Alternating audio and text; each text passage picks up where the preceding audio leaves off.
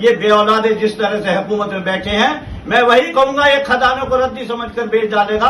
अरे ये चंदन को अगरबत्ती समझकर बेच डालेगा। हुकूमत दे दी हमने चाय बेचने वाले को, ये भारत को चाय पत्ती समझकर बेच डालेगा। मेरा नाम मुनीश त्यागी है, मैं पीसीसी सदस्य बिजनौर से हूं। आज जिस तरह से उत्तर प्रदेश सरकार ने बिजनौर जिले के अंदर तमाम कांग्रेस के लोगों को हाउस अरेस्ट करने का काम किया है, क्योंकि हम लोगों की ड्यूटी अजय राय जी ने लगाई थी कि गुलजार ने कितने लोगों को खाया है और उन्हें हमारी सरकार ने क्या क्या सहयोग देने का काम किया है। उसके लिए हम लोगों को सुबह ही निकलना था। आज सुबह 8 बजे से सदर थाने की फोर्स मेरे घर पे आई और मुझे यहाँ घर पे अरेस्ट किया गया है। इन्होंने अरेस्ट किया है।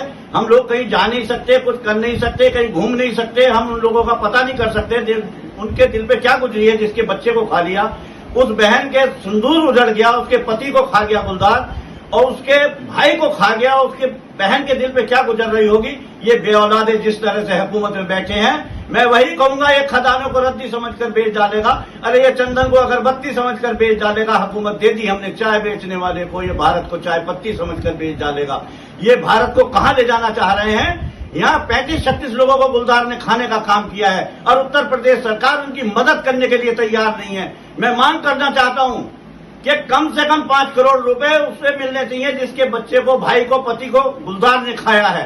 एक बच्चा 5 करोड़ रुपए से कम में तैयार नहीं होता। 5 करोड़ क्यों नहीं दे रही सरकार। अरे भाई तुम बच्चों को खा रहे हैं। और मजे की चीज एक और है कि किसान को गुलजार खा ले, कोई जुर्म नहीं है, और किसानों ने गुलजार को अगर मार दिया तो मुकदमा उसके खिलाफ होगा, पूरा जीवन उसका बर्बाद हो जाएगा। ये इस तरह की गूंगी बहरी सरकार हम लोगों को नहीं चाहिए।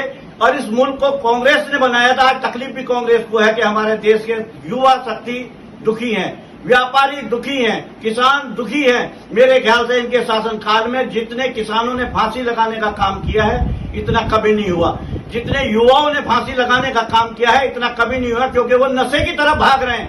हमारे उत्तर प्रदेश के अंदर 3500 के करीब स्कूल बंद कराने का काम किया है इन्होंने, और 3700 कुछ शराब की दुकान खुलवाने का काम किया है। युवा शक्ति को नशे की तरफ धकेलने का काम कर रहे हैं, जिससे इनसे नौकरी ना मांगने का काम करें। आज बाजारों को इन्होंने बर्बाद करने का काम किया। सारा व्यापारी समाज हाथ पे हाथ रखे बैठा है। इन्होंने 7-8 साल जीएसटी लगाकर व्यापारियों को लूटने का काम किया है। अब कह रहे हैं हमने ये माफ कर दिया, ये माफ कर दिया। दुनिया की पहली ऐसी सरकार है जो कफन पे टैक्स लेती है, दूध पर घी पर टैक्स लेती है। अरे तो कृष्ण जी की प्रिय चीज थी।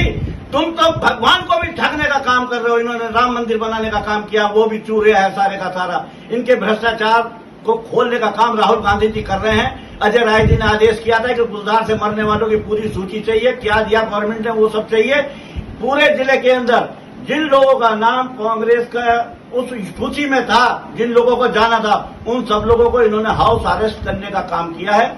और मैं तो इन खाकी वर्दी वालों से भी कहना चाहता हूं, इनको भी शर्म आनी चाहिए कम से कम। ये जिस तरह से हिटलर शाही दिखा रहे हैं, मैं कहना चाहता हूं इनकी नौकरी भी हमारी दी हुई होगी, हमारी सरकार की दी हुई होगी, हमारी गठबंधन की सरकार की दी हुई होगी।